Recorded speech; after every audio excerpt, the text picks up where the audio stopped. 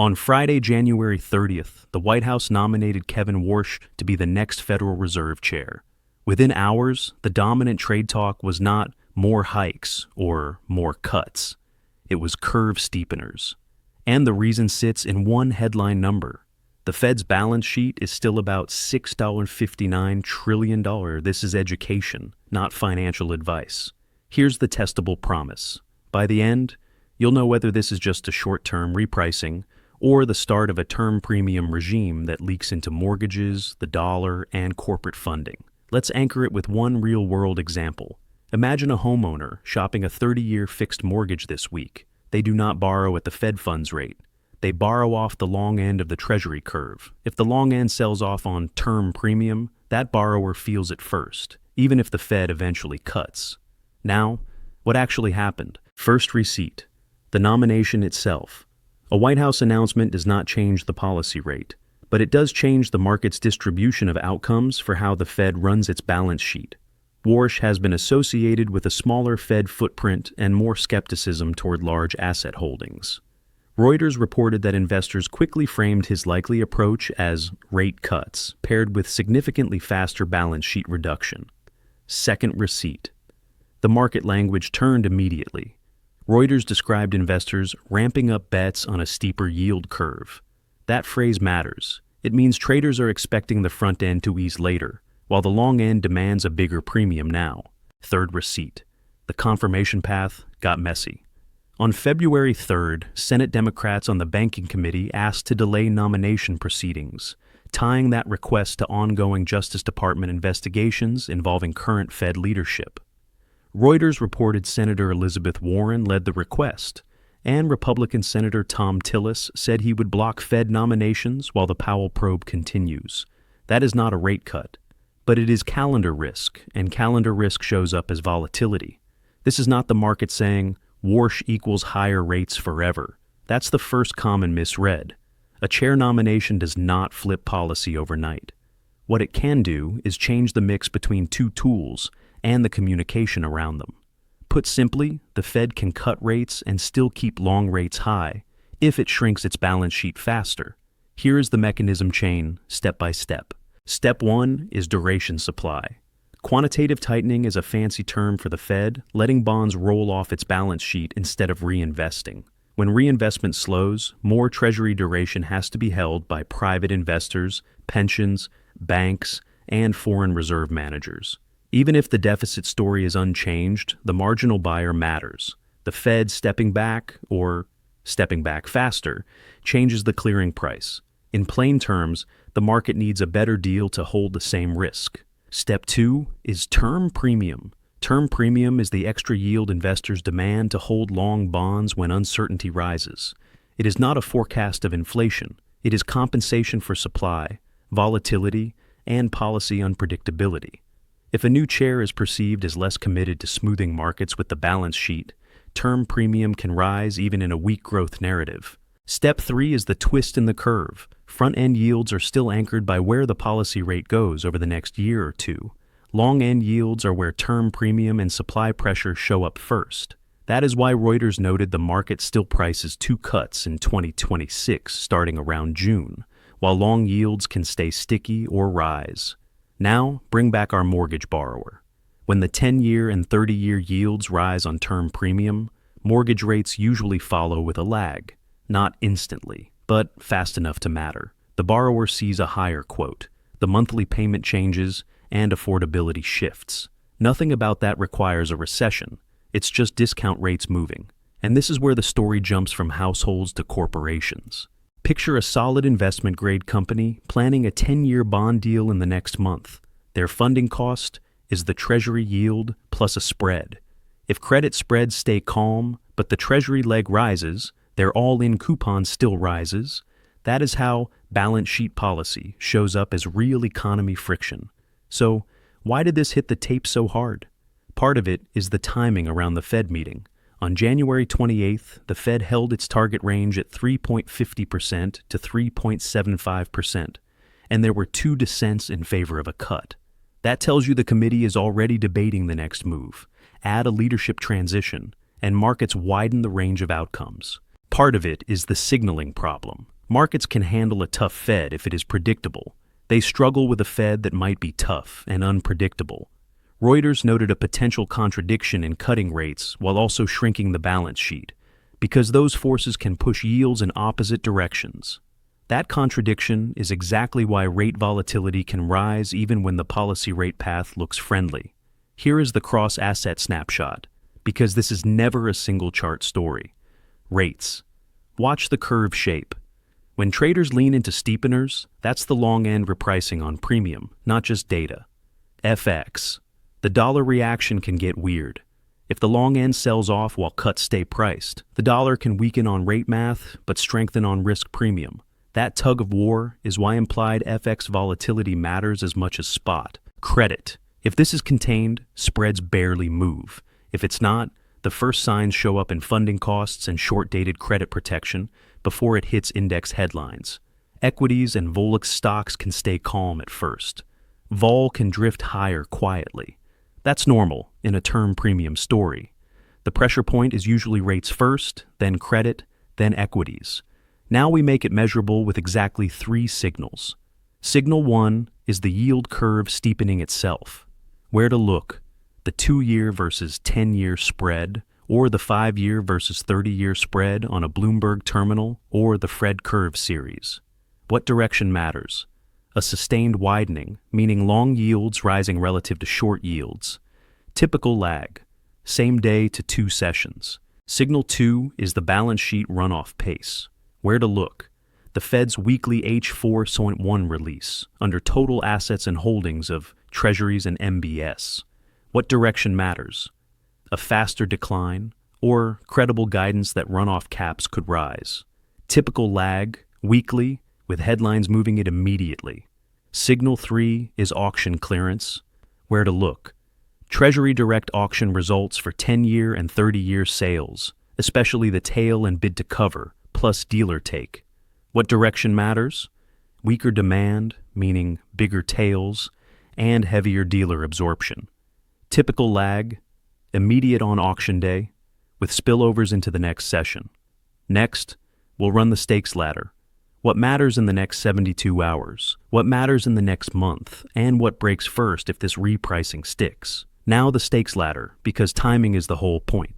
Over the next 24 to 72 hours, the market is not waiting for inflation data. It is waiting for process signals, Senate scheduling, public comments, any hint about how fast the Fed could shrink assets. That's why this can move on headlines. The first place it shows up is the long end. Over the next 2 to 6 weeks, the story becomes receipts. Weekly balance sheet prints. Auction demand, volatility that does not go away. If those receipts line up, this stops being a nomination story. It becomes a funding condition story. If this persists for months, it becomes a real economy story. Mortgages, corporate financing, the dollar's role as the world's funding currency. That is the chain. So, what breaks first if the repricing sticks? It's not stocks first. It's not unemployment first. The pressure point is Treasury demand at auctions, especially the longer tenors. Here's why that is so clean. When the Treasury sells 10 years or 30 years, we get a literal clearing price.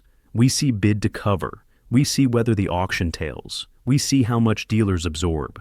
Those lines tell you whether private demand is strong enough to replace a smaller Fed footprint. Put simply, auctions are a stress test you can watch live. And we already have a teaching receipt from the recent cycle. The Treasury's 5-year auction on January 27th had a bid to cover of 2.34, with a high yield of 3.823%. Those are the kinds of numbers you can compare across weeks to see demand stability. The 5-year is not the long end, but it teaches the method. When the long end is the story, the same math applies. Now, bring back our anchor example.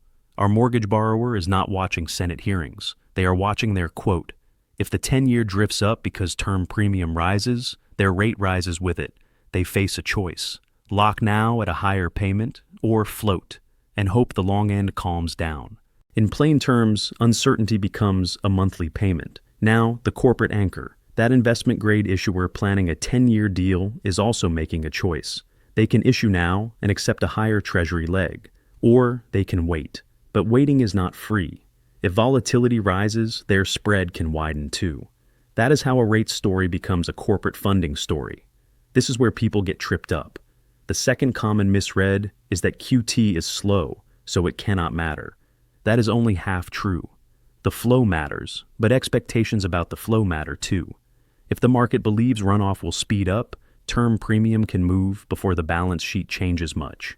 Prices move on beliefs about future supply. Put simply, the bond market trades the next marginal buyer. So, how do you keep this grounded? You track the 3 signals you already have, and you add one simple mental model. There are 2 forces that can steepen the curve. One is a bull steepener. Short rates fall faster than long rates. That usually happens when growth scares rise and cuts get pulled forward. The other is a bear steepener. Long rates rise even if the Fed is easing. That happens when supply, term premium, or credibility risk rises. This story is about the risk of a bear steepener, not because cuts are gone, because the long end might demand more compensation. And you can see it in the order of markets. First, the curve shape shifts, then rates volatility rises, then auctions start to look different. After that, credit reacts. Equities can hold up the longest, until funding costs bite. That pattern lens matters because it tells you where to look first. Now, let's tie in the Fed meeting receipt without turning this into Fed watching. On January 28th, the FOMC held the target range at 3.50% to 3.75%. 2 members dissented for a quarter-point cut. That tells you the committee is already debating easing. So the front end has a reason to price cuts, but the long end is not debating cuts. The long end is debating who absorbs duration. That is the central contradiction. Now the dollar angle, because this is not just a U.S. curve story. Reuters has been framing a dollar risk premium rebuilding, meaning FX is moving on confidence as much as rate differentials. Germany's BaFin also warned that if markets question the dollar's role, European banks that rely on short-term dollar refinancing face higher risk. This matters because a dollar funding premium can tighten global conditions even when U.S. cuts are coming. That is how a domestic policy story becomes global plumbing. In plain terms, the dollar is the world's borrowing tool. So, what do we watch next, in the very near term? First, you watch the curve. If the slope keeps widening for multiple sessions, that's not just a headline blip. Second, you watch the weekly balance sheet print. If runoff is already accelerating, or the language around runoff shifts, that is the most direct receipt. Third, you watch long auctions like a hawk. A weak auction, especially with heavier dealer absorption, is where this shows up first. Now, let's define what contained looks like. Contained means the curve steepens a bit, then stabilizes. Auctions clear cleanly. Volatility drifts but does not spike.